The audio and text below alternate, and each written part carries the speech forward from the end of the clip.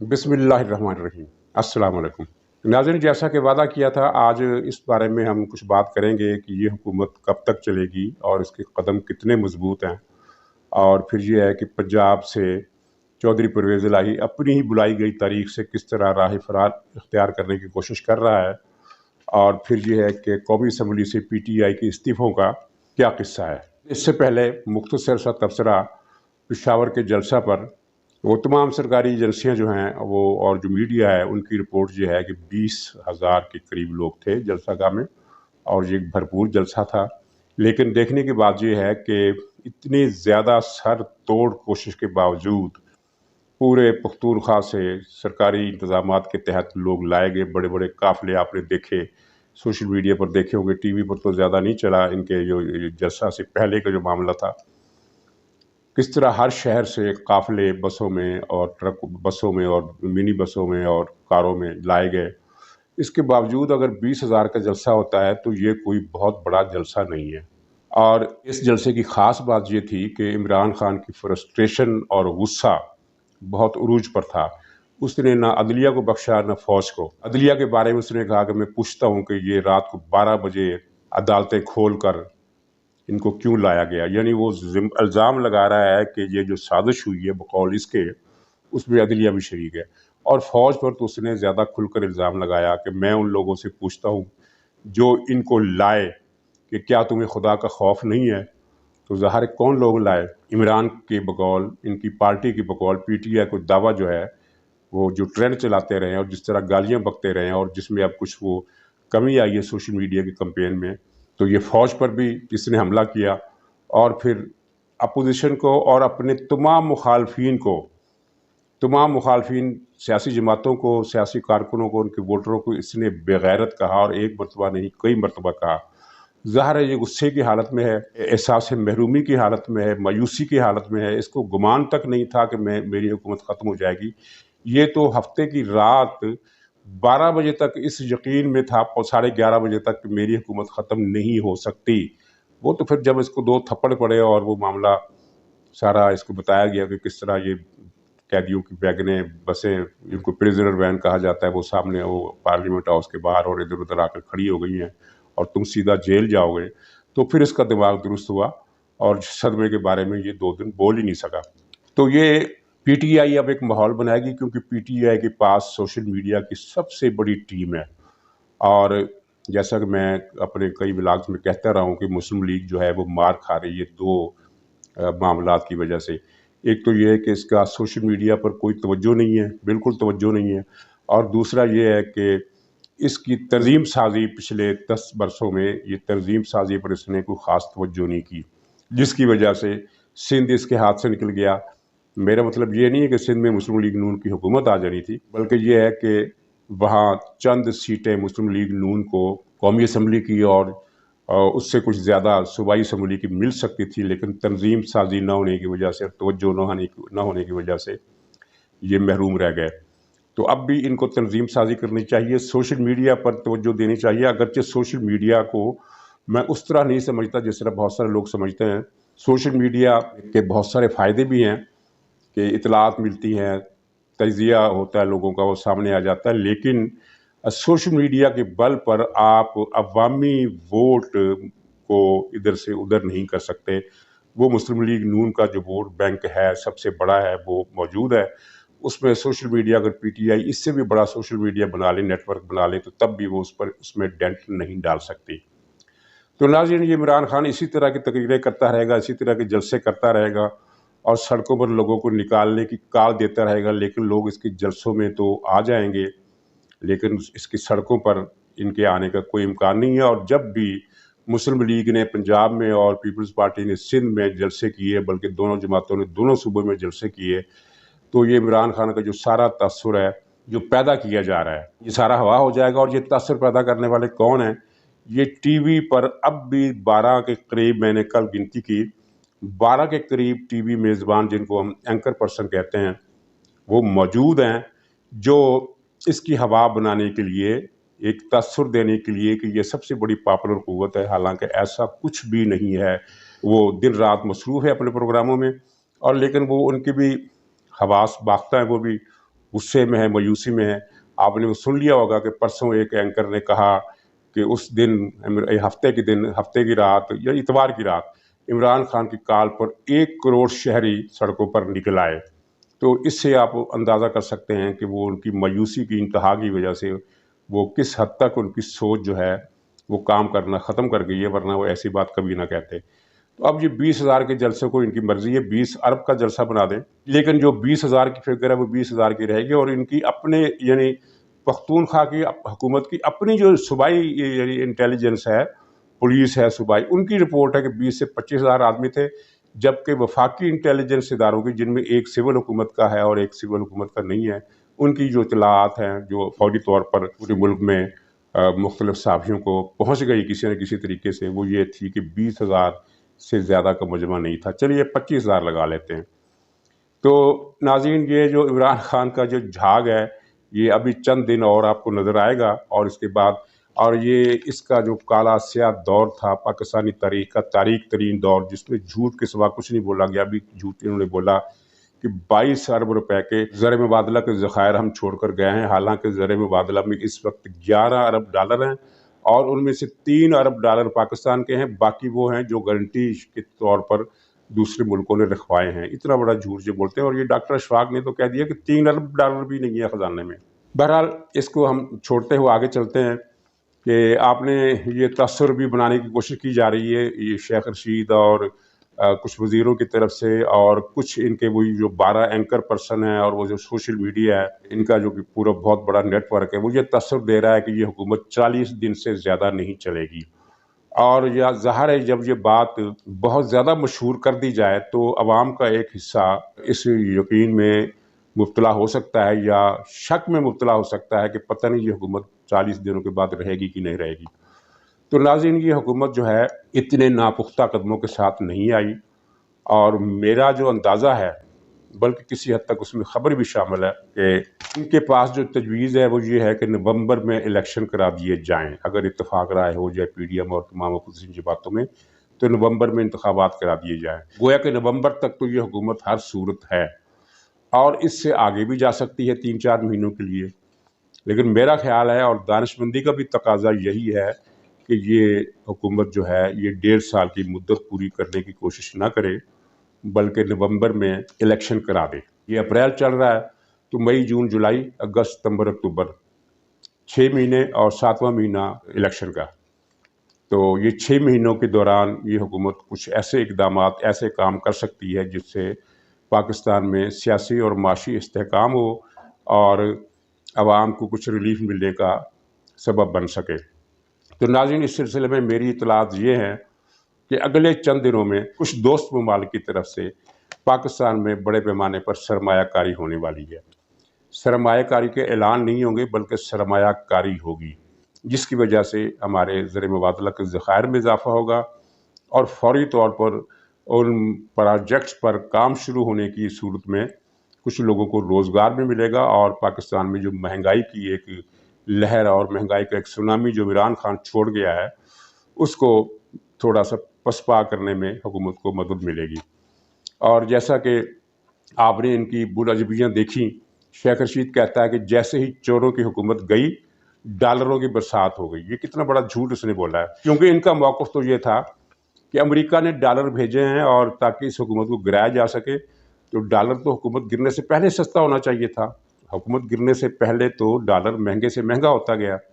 हुकूमत जब आ गई तो ये शेख रशीद ने उल्टी गंगा बहा दी कि हुकूमत में, इनकी हुकूमत आने के बाद डॉलरों की बरसात हुई है। डॉलरों की कोई बरसात नहीं हुई, और हुकूमत ने भी अभी कोई ऐसा कदम भी नहीं उठाया जिसकी वजह से डॉलर की कीमत नीचे आए। ये डॉलर इसलिए नीचे आया है कि ये चोरों की मंडली जो इक़्तिदार से दफ़ा हुई है, इसके जो बड़े बड़े गुर्गे थे इमरान खान की एटीएम मशीनें, कुछ चंद एक नाम सबको पता है, उन्होंने पाकिस्तान से मनी लॉन्ड्रिंग का एक नेटवर्क बना रखा था, जिसकी वजह से पाकिस्तान में डॉलर महंगे से महंगा होता जा रहा था। जैसे ही हुकूमत रुखसत हुई, वो नेटवर्क ख़त्म हो गया। वो ज़र मुबादला का जो पाकिस्तान से जो डॉलरों का भाव बाहर को जा रहा था वो ख़त्म हो गया, तो डॉलर की कीमत तकरीबन 9 रुपये नीचे आई है। और ये एक बड़ा वाक़या है कि एक हफ्ते में भी नहीं, 3-4 दिन की मुद्दत में, सिर्फ 3-4 दिन की मुद्दत में डॉलर 8-9 रुपये नीचे आया है। ये एक बड़ी कामयाबी है। तो ये जो तसर बना रहे हैं कि हुकूमत 40 दिन तक चलेगी, इसमें आप चलिए शेख रशीद को देख लीजिए। शेख रशीद ने अभी 1 महीना पहले इसका बयान था कि लिखवा लो लिखवा लो लिखवा लो, तहरीक अदम एतमाद नाकाम है नाकाम है नाकाम है, और उसने को 10 मरतबा कहा कि नाकाम है, ये नहीं कामयाब हो सकती। और इनके वो बयानात भी वीडियो पर मौजूद है कि अगर तहरीक अदम एतमाद कामयाब हो जाए तो मेरा नाम बदल देना। और ये वीडियो भी मौजूद है कि इनका बाप भी 172 की गिनती पूरी नहीं कर सकता। और फिर ये भी कि शरीफ ख़ानदान अब क़यामत तक बरसरदार नहीं आ सकता। आपको शेख रशीद का बयान याद होगा कि सूरज मगरब से निकल सकता है, शरीफ ख़ानदान सियासत में वापस नहीं आ सकता। शरीफ ख़ानदान न सिर्फ सियासत में आया है बल्कि हुकूमत में भी आया है।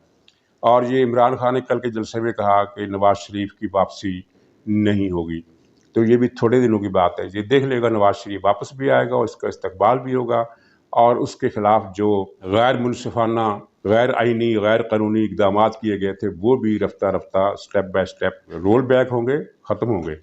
और ये इमरान खान के सब कुछ इमरान खान के सामने होगा। असल बात मैं आपको बता दूं कि ये इमरान खान का जो कोर ताकत है वो बहुत मजबूत है। वो क्या है? पाकिस्तान की एलीट क्लास इसके पीछे है। सूबा पख्तूनख्वा की बात मैं नहीं कर रहा, वहाँ अवाम में एक बड़ा तबका इमरान खान का हामी है। अगरचे अब मेरा जो अंदाज़ा है कि वो ये है कि अगले इलेक्शन में वो अक्सरियत में नहीं रहेगा, लेकिन फिर भी बहुत बड़ा तबका रहेगा।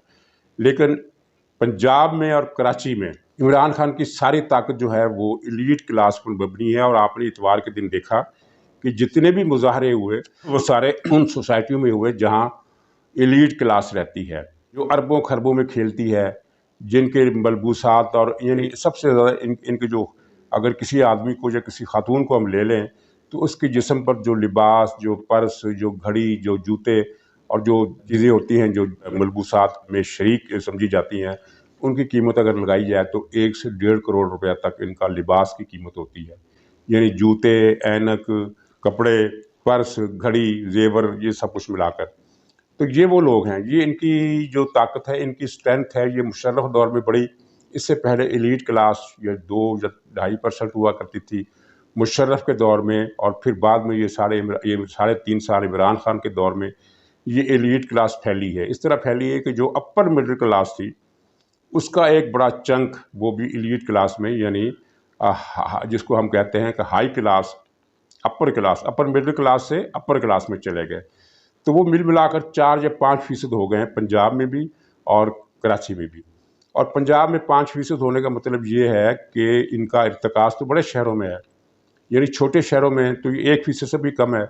मसलन बूरेवाला या ओकाड़ा या साहिवाल या गुजरात, इन शहरों में तो ये एलीट क्लास 1% से भी कम है। लेकिन लाहौर, पिंडी और इस्लामाबाद, इन शहरों में सबसे ज़्यादा इनका इर्तिकाज़ है, और यहाँ ये 10 से 15% तक एलीट क्लास हो गई है। और इसका आप मुशाहदा कर सकते हैं कि लाहौर में और इस्लामाबाद और पिंडी में जो बड़ी बड़ी नई रिहायशी कॉलोनियाँ लग्जूरियस किस्म की बनी हैं, बहुत एलीट क्लास की बनी हैं, उनमें मकानात की कीमत क्या है और उनमें जो लोग रहते हैं उनकी कास्ट ऑफ लिविंग क्या है, उससे आप अंदाज़ा कर सकते हैं कि ये एलीट क्लास है, ये अपर मिडिल क्लास भी नहीं है।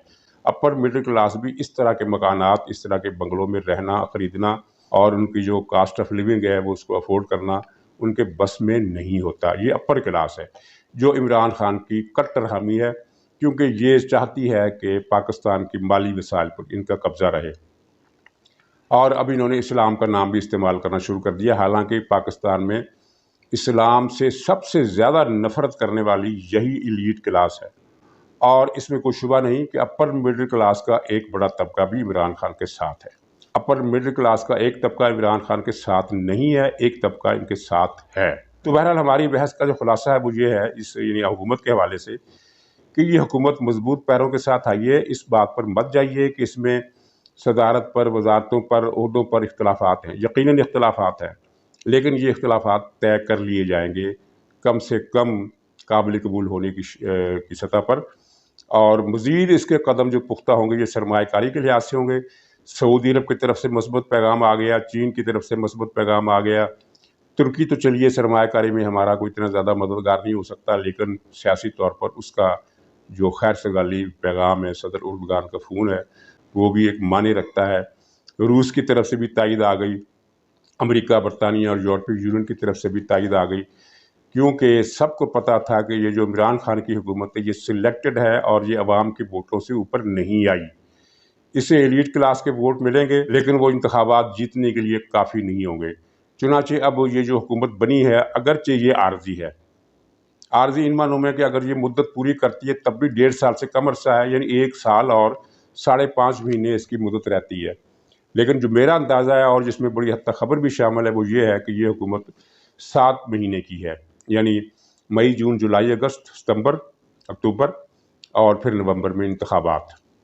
میرا یہ اندازہ ہے اور اطلاع ہے، اور اس اطلاع میں تبدیلی ہو سکتی ہے۔ یہ چاہیں تو اپنا دورانیہ بڑھا سکتے ہیں، لیکن جو میرا خیال ہے، جو میری ذاتی رائے ہے کہ ان کو جلدی سے جلدی الیکشن کرا دینی چاہیے اور عمران خان کی اس ٹریپ میں نہیں آنا چاہیے کہ اگر جلدی الیکشن ہوتے ہیں تو مجھے فائدہ ہوگا۔ جلدی الیکشن ہو یا دیر سے ہو، عمران خان کو کوئی فائدہ نہیں ہونے والا۔